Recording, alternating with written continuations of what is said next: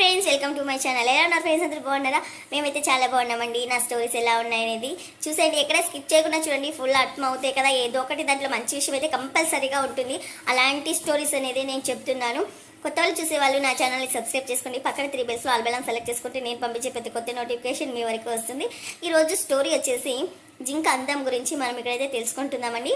జింక తన అందం గురించి ఎలా సంతోషపడుతుంది, అలాగే దాని అందవికారంగా ఉన్న కాళ్ళను చూసి ఎలా బాధపడుతుంది అనేది ఈ వీడియోలో స్పష్టంగా ఉంది. ఎక్కడ స్కిప్ చేయకుండా అయితే చూడేసేయండి. ఇప్పుడు స్టోరీలోకి అనేది వెళ్ళిపోదాం. ఒక అడవిలో జింక నీళ్లు కోసం ఒక కాలువ దగ్గరకు వెళ్తూ ఉంటుంది. కాలువలో ఉన్న నీరు చాలా తేటగా అయితే ఉంటాయండి. ఎంత తేటగా అంటే జింక ప్రతిబింబం స్పష్టంగా కనిపించేంత తేటగా ఆ నీళ్ళైతే ఉంటాయి. జింక నీళ్లు తాకుండా తన అందాన్ని చూస్తూ ఇలా నిలిచిపోతుంది. అంటే ఆ జింక ఏమనుకుంటుందంటే, అబ్బా నేను ఇంత అందంగా ఉన్నానా, పెద్ద పెద్ద కళ్ళు, నా కళ్ళు చూడండి ఎంత పెద్దగా ఉన్నాయో, అలాగే మిలమిల మెరిసే నక్షత్రం లాంటి నా చర్మం ఎంత అందంగా ఉంది, అలాగే నా చెవులు తమలపాక లాంటి నా చెవులు ఎంత అందంగా ఉన్నాయి, దేవుడు నన్ను ఎంత అందంగా పుట్టించినందుకు థ్యాంక్ యూ దేవుడా అనేసి దేవుడికి కృతజ్ఞత అయితే చెప్పుకుంటుంది. ఇలా తనలో తను ప్రతి పాటు వివరిస్తూ చాలా అంటే చాలా మురిసిపోతూ నీళ్ళు కూడా తాకుండా అలా నిలిచిపోతుంది తన అందాన్ని చూసుకుంటూ.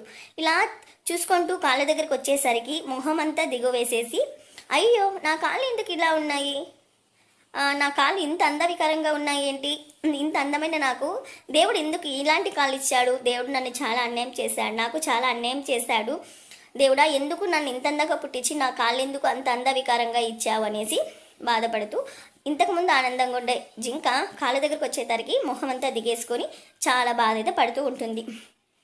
ఆ ముడతలు పడిన నా కాళ్ళు అలాగే ఇంత చండాలంగా అందవికరంగా ఉన్నాయి కదా, నాకు నచ్చలేదు నా కాళ్ళు, నా రూపం అయితే చక్కగా ఉంది, నా శరీరం కూడా చక్కగా ఉంది, కానీ నా కాళ్ళు నాకు నచ్చలేదు, దేవుడు నాకు చాలా అన్యాయం చేశాడని అలా చాలా బాధపడుతూ ఉంటుంది. ఇలా బాధపడుతున్నప్పుడు పక్కన నుంచి ఒక శబ్దం అయితే వినిపిస్తుంది. ఎవరో తను వేటాడడానికి వస్తున్నట్లు శబ్దం అయితే గమనించి వెనక్కి తిరగకుండా ఉన్న దారిలోనే చాలా దూరం అయితే పరిగెత్తిపోతుంది.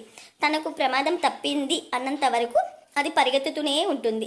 ఇలా పరిగెత్తి ఇక ప్రమాదం లేదు అని తెలుసుకున్న తర్వాత ఒక దగ్గర నిలబడి, అమ్మయ్య ఎంత ప్రమాదం తప్పింది అనేసి ఇలా కిందకి చూసుకుంటుంది. ఇలా కాళ్ళకి చూసుకుంటే అప్పుడు దాని కాళ్ళు బంగారు కడియల్లా కనిపిస్తాయంట.